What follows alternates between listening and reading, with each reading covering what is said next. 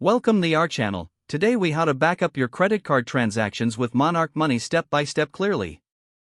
Open the Monarch Money application on your device. Log into your account using your email address and password.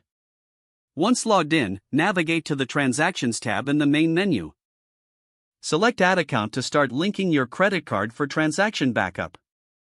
Choose your credit card provider from the list. Enter your credit card login credentials as prompted. Follow any additional authentication steps required by your bank. After successfully linking your credit card, go back to the Transactions tab. Your recent transactions should now automatically populate in Monarch Money. To ensure you have a complete history, allow the app some time to sync fully. Once all transactions are visible, click on the Export option. Choose your preferred file format for backup, like CSV or Excel. Select the date range for the transactions you want to back up. Confirm your selection and click on the Download button. Your backup file will now be downloaded to your device. Check your Downloads folder for the exported file. You can now store this file securely for your records. If the page does not load, refresh the browser or try again in a private or incognito window.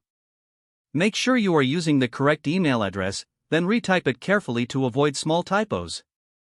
If your password is not accepted, use the Reset option and create a new strong password you can remember.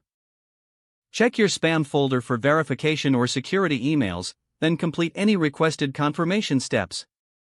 Enable two-factor authentication if available to improve account security and reduce unauthorized access risk. After signing in, review your profile details so your contact information and settings are accurate and current. If you see an error message, note it down and try again after restarting your device and internet connection. Log out when you finish, especially on shared devices, to keep your account and payment information secure. If the page does not load, refresh the browser or try again in a private or incognito window.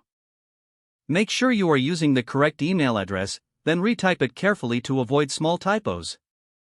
If your password is not accepted, use the Reset option and create a new strong password you can remember. Don't forget to like this video and subscribe to our channel for more step-by-step tech guides.